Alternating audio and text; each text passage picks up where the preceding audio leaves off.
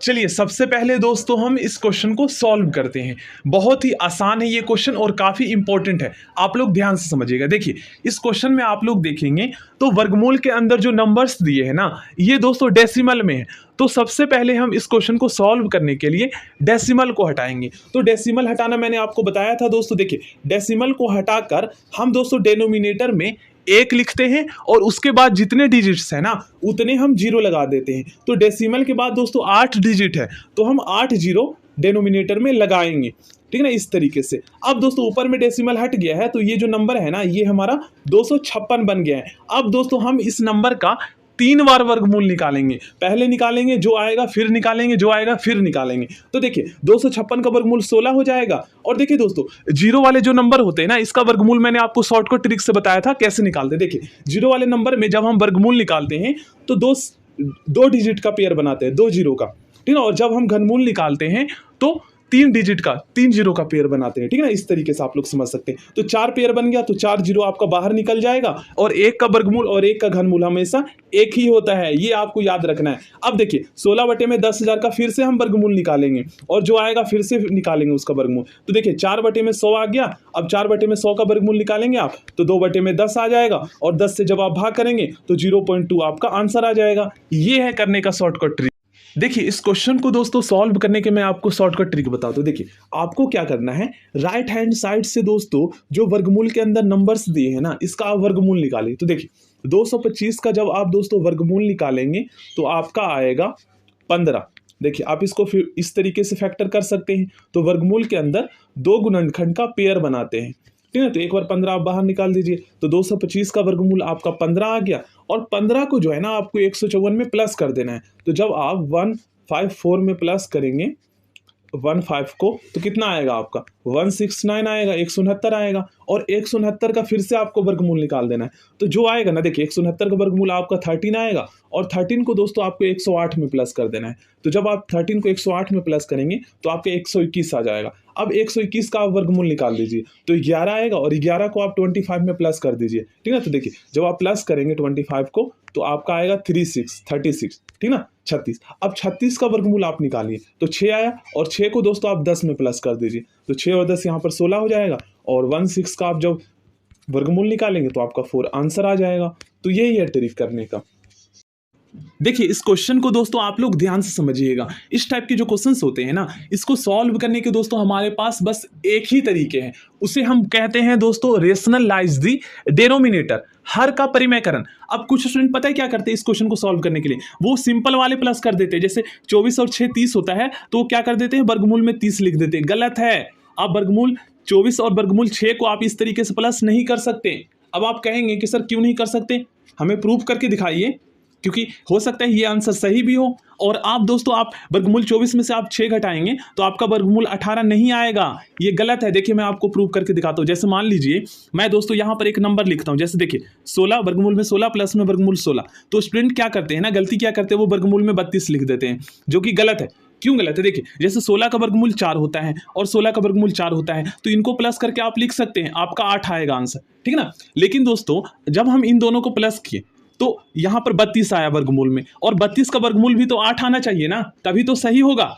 Proof मैं करके दिखा तो रहा हूं। देखिए तो वर्गमूल 32 का वर्गमूल क्या 8 आता है, 8 नहीं आता है ना, 64 का वर्गमूल 8 आता है, तो इसलिए गलत है। तो इस तरीके से आप लोग प्लस मत कीजिएगा, ठीक है ना, इस चीज को आपको ध्यान में रखना है। देखिए इस टाइप के जो क्वेश्चंस होते हैं इसको सॉल्व करने के लिए हम रेशनलाइज द डिनोमिनेटर करते हैं, हर का परिमेयकरण करते हैं। अब हर का परिमेयकरण करने का रूल क्या है, ये अगर दोस्तों आपने क्लास 9th या 10th में पढ़े होंगे ना तो आपको याद होगा। देखिए हर का परिमेयकरण करने में हम क्या करते हैं, इसके जो हर में जो नंबर्स दे रखे होते हैं ना, इसको दोस्तों एक बार हम अंश में मल्टीप्लाई कर देते हैं इसी में फिर से, और एक बार हर में। बस ध्यान रखना है कि माइनस वाला जो है ना वो प्लस में चेंज हो जाता है। तो देखिए 24 प्लस में वर्गमूल में 6, ठीक है, इसको एक बार अंश में मल्टीप्लाई कर देना और एक बार हर में मल्टीप्लाई कर देना। देखिए माइनस में है हर में नंबर्स तो इसको प्लस में कर देना, उल्टा हो जाता है, और प्लस में होता तो माइनस में कर देते। अब देखिए इनको इससे मल्टीप्लाई कर दीजिए, अंश को अंश से और हर को हर से कर दीजिए।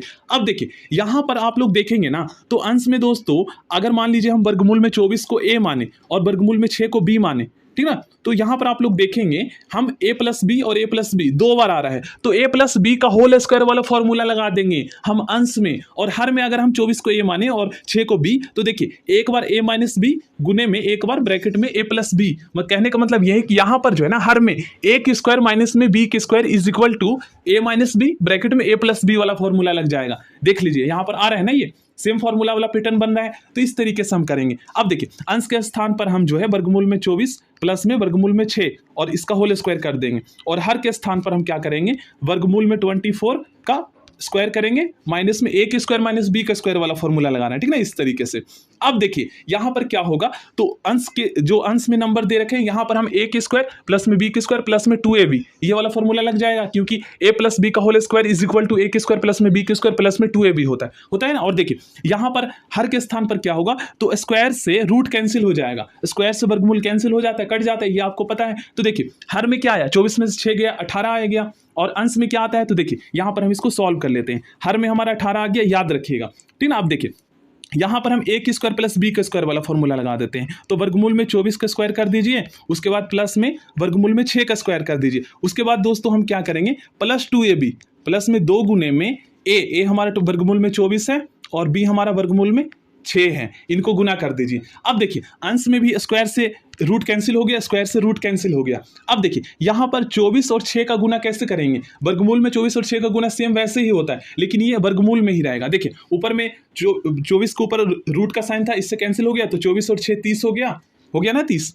तो हम इनको प्लस कर लेते हैं, 24 और 6 30 प्लस में 2 गुने में वर्गमूल में 24 गुने में वर्गमूल में 6, तो इनको हम इस तरीके से लिख सकते हैं, इनके गुने में कोई दिक्कत नहीं है, वैसे ही रहेगा, ठीक ना। बस ये आपको याद रखना। और हर में हमारा 18 है, तो देखिए 24 और 6 24 गुने में 6 आप करेंगे तो 144 आएगा, और 144 का वर्गमूल दोस्तों 12 होता है ना। आप लोग याद कीजिए, मैंने आपको बताया था कि 1 से लेकर 20 तक की जितनी भी संख्या है उसका स्क्वायर और स्क्वायर रूट याद कर लीजिएगा, ठीक है। तो देखिए 144 का वर्गमूल हमारा 12 निकल कर आ जाएगा, और 12 को हम 2 से गुना कर देंगे, इस वाले 2 से, तो 12 दूनी 24 हो जाएगा। 30 और 24 कितना हो जाएगा, 30 और 24 54 हो जाएगा, 54 बटे में 18 हमारा आंसर आ जाएगा, और उसको और आप आगे सॉल्व कर लीजिए, आपका आंसर आ जाएगा। देखिए 18 का। चलिए नेक्स्ट क्वेश्चन करते हैं, बहुत ही आसान है ये क्वेश्चन। इस क्वेश्चन को सॉल्व करने के लिए दोस्तों सबसे पहले हम क्या करेंगे, 80 का दोस्तों 7.2% निकालेंगे, और जो आएगा ना उसका हम वर्गमूल निकाल देंगे, बस यही करना है इस क्वेश्चन में। तो देखिए 80 का, तो का मतलब आप सभी जानते हैं दोस्तों मल्टीप्लाई होता है। अब 7.2 के साथ परसेंट का साइन लगा हुआ है, तो मैंने आपको बताया था दोस्तों किसी भी संख्या के साथ अगर प्रतिशत का साइन लगा हुआ है ना, तो इसका मतलब ये है कि उस संख्या का हर 100 है। आप प्रतिशत का साइन हटाकर उसके हर में 100 लिख सकते हैं, क्योंकि प्रतिशत का साइन आप लगा रहने देंगे तो फिर क्वेश्चन सॉल्व होगा ही नहीं। तो आगे सॉल्व करने के लिए हमें तो लिखना पड़ेगा ना, तो इस तरीके से हम सॉल्व कर लेंगे। अब देखिए 7.2 है, तो पॉइंट हटाकर हम 0 लिख देते हैं, इससे और आसान हो जाएगा क्वेश्चन सॉल्व करने में, ठीक ना। तो देखिए ऊपर में अब 72 बन गया पॉइंट हटाने के बाद, ठीक ना। अब देखिए अब हम इसको सॉल्व कर सकते हैं, 0 से 0 कैंसिल हो गया, 4 दूनी 8 और ये 25 चौक 100 25 हो गया। अब देखिए यहाँ पर 72 और 72 को आप 2 से मल्टीप्लाई करेंगे तो 144 आ जाएगा। अब 25 नीचे आप लिख दीजिए। अब देखिए इसका हमें वर्गमूल निकालना है, तो 144 का वर्गमूल दोस्तों 12 होता है और 25 का वर्गमूल 5 होता है। 5 से आप 12 में भाग कर दीजिए, देखिए 5 दूनी 10 5 चौक 20 2.4 आपका आंसर आ गया। चलिए नेक्स्ट क्वेश्चन करते हैं, काफी इंपॉर्टेंट है ये क्वेश्चन, आप लोग ध्यान से समझिएगा। देखिए इस क्वेश्चन में कहा गया है 0.03 का 5% 0.05 का कितना प्रतिशत होगा। तो सबसे पहले हम दोस्तों 0.03 का 5% निकालेंगे, और जो आएगा ना फिर हमें बताना है कि वह संख्या 0.05 का कितना प्रतिशत है, ठीक है। तो देखिए का मतलब होता है दोस्तों मल्टीप्लाई। अब 5 के साथ प्रतिशत का साइन लगा हुआ है, तो मैंने आपको बताया था दोस्तों जिस भी संख्या के साथ प्रतिशत का साइन लगा हुआ है ना, तो इसका मतलब ये है कि उस संख्या का हर 100 है, ठीक है ना। प्रतिशत का साइन हटाकर आप उसके हर में 100 लिख दीजिए, ठीक है ना। ये है करने का तरीका। अब देखिए यहाँ पर आप लोग देखेंगे तो 0.03 है, तो पॉइंट हटाकर आप हर में 1 लिखिए और जितना डिजिट है उतना 0 लगा दीजिए। इस तरीके से हम करते हैं सॉल्व। अब देखिए यहाँ पर दोस्तों आप लोग देखेंगे तो 0.03 था, अब ये 3 बन गया है पॉइंट हटाने के बाद, ठीक है ना। तो अब हम इसको इस तरीके से लिख सकते हैं, 5 या 15 लिख सकते हैं, और हर में दोस्तों 1 लिखकर 4 0 लगा दीजिए, ठीक है ना। 100 को 100 से मल्टीप्लाई करेंगे तो आपका 10,000 आएगा। अब देखिए 10,000 से दोस्तों हम 15 में भाग करेंगे तो हमारा 0.0015 आएगा। ये आ गया 0.03 का 5% है ये, ठीक ना। 0.0015, 0.03 का 5%। अब दोस्तों हमें बताना है ये जो नंबर है ना 0.0015, ये दोस्तों 0.05 का कितना प्रतिशत है। तो देखिए जिस भी संख्या के साथ में दोस्तों का लगा रहे ना उसको आपको डिनोमिनेटर में रखना है। तो अब हम दोस्तों 0.05 को हम नीचे रखेंगे डिनोमिनेटर में, और हमें बताना क्या है, तो 0.0015 का कितना प्रतिशत है, ठीक है। तो देखिए अब दोस्तों ये जो नंबर आप देख रहे हैं ये फ्रैक्शन में चेंज हो गया, और फ्रैक्शन को दोस्तों मैंने आपको बताया है कि अगर हमें किसी फ्रैक्शन वाले नंबर को प्रतिशत में चेंज करना है तो हम उसके अंश में 100 से मल्टीप्लाई कर देते हैं, ठीक है ना। अब आप लोग मल्टीप्लाई इसको करेंगे तो देखिए कितना आता है।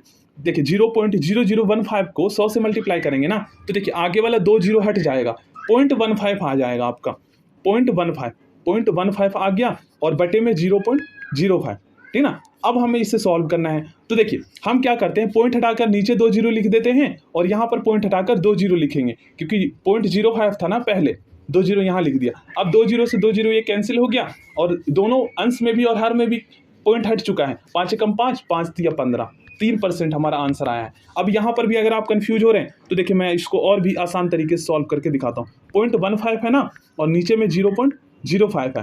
तो देखिए मैं क्या करता हूँ, सबसे पहले मैं इसको इस तरीके से लिख लेता हूँ, पॉइंट मैं हटा देता हूँ। देखिए यहाँ से पॉइंट हटाऊंगा तो 1 लिखूंगा और 2 जीरो मैंने लिख दिया, ठीक है, इस तरीके से। और नीचे जो था 0.05 था तो 5 मैंने ऊपर लिख दिया। क्यों लिखा, क्योंकि मैंने पॉइंट हटा रहा हूँ मैं। और देखिए पॉइंट के बाद 2 डिजिट है तो 2 जीरो मैं लगा दिया, ठीक है ना। 0.05 को मैंने इस तरीके से लिख सकते, देखिए इस तरीके से हम लिख सकते। देखिए फिर से मैं आपको बताता हूँ, जैसे दोस्तों 0.05 है तो इसको दोस्तों पॉइंट हटाकर हम इस तरीके से लिख सकते हैं ना, इस तरीके से लिख सकते हैं, इस तरीके से। और इसी तरीके से 0.15 को हम इस तरीके से लिख सकते हैं। तो इसी तरीके से मैंने लिखा था, 15 बटे में यहाँ पर मैंने 100 लिखा और 5 बटे में यहाँ पर मैंने 100 लिखा, ठीक ना। अब देखिए हम यहाँ पर आप लोग देख रहे हैं इसका मतलब बटे का मतलब भाग होता है, तो यहाँ पर भाग हो रहा है। अब दोस्तों 15 बटे में 100, 15 बटे में 100 भाग में 5 बटे में 100, इस तरीके से भी लिख सकते हैं हम, क्योंकि बटे का मतलब भाग होता है। अब देखिए ये आपका भिन्न का भाग बन गया। तो भिन्न का भाग सॉल्व करने का क्या ट्रिक है, भिन्न का भाग जब हम सॉल्व करते हैं तो राइट हैंड वाला जो नंबर होता है इसका जो डिनोमिनेटर वाला न्यूमरेटर के प्लेस पे आ जाता है और न्यूमरेटर वाला डिनोमिनेटर के प्लेस पे आ जाता है। इससे ये कैंसिल हो गया, 5 एकम 5, 5 तिया 15 आ गया ना 3%। तो ये है करने का तरीका। इसलिए आपको थोड़ा मैं बेसिक से बताता हूँ सो डेट भले ही टाइम लगे, लेकिन अगर आप एक बार समझ जाते हैं ना तो क्वेश्चन को बहुत ही ईजिली और कम टाइम में सॉल्व आप खुद से कर। दोस्तों इस क्वेश्चन को आप लोग ध्यान से समझिएगा, काफी इंपॉर्टेंट है ये क्वेश्चन। इस क्वेश्चन में दोस्तों कहा गया है 4896 किस संख्या का 85% है। तो वह संख्या दोस्तों हमें नहीं पता है जिसका 4896 जो है ना 85% है, तो उस संख्या को दोस्तों हम x मान लेते हैं, ठीक ना। अब इसको हम इस तरीके से लिख लेंगे, देखिए 4896 जो है ना ये x संख्या का 85% होगा, और जब हमें x पता चल जाएगा तो हमारा आंसर आ जाएगा। अभी हमने जो है x मान रखा है जिसका 4896 जो है ना 85% है। अब दोस्तों हम इसको कैसे करेंगे सॉल्व, तो आप इसको क्रॉस मल्टीप्लाई कर दीजिए या बराबर के आमने सामने अंश को अंश से और डिनोमिनेटर को डिनोमिनेटर से कैंसिल कर सकते हैं, ठीक ना। तो हम क्या करते हैं, इसको क्रॉस मल्टीप्लाई कर देते हैं। तो x गुने में 85 इज इक्वल टू 4896। अब इसमें 2 जीरो और लगा दीजिए तो कितना हो गया, 4,89,600 हो गया। अब आप लोग क्या कीजिए, x यहीं रहने दीजिए और 85 को बराबर की साइड में लेकर जाएंगे तो यहाँ पर मल्टीप्लाई में है और बराबर की साइड में आकर भाग में चेंज हो जाएगा। अब दोस्तों इसको आप सॉल्व कर लीजिए, 4,89,600, 4,89,600 में और बटे में यहाँ पर कितना है, तो यहाँ पर हमारा 85 है, ठीक ना। अब इसको हम 5 से कैंसिल कर सकते हैं। देखिए 5 नीम 45, उसके बाद 5 सते 35, ठीक ना। उसके बाद 5 नीम 45, 5 दूनी 10, 0। अब यहाँ पर हमारा 17 आ गया। अब 17 से दोस्तों 97,920 में आप भाग कीजिए, देखिए कितना आता है। 17 से हम 97,900, देखिए जब आप दोस्तों 97,920 में 17 से भाग करेंगे तो आपका 5,760 आएगा। तो इसका राइट आंसर ऑप्शन डी हो जाएगा।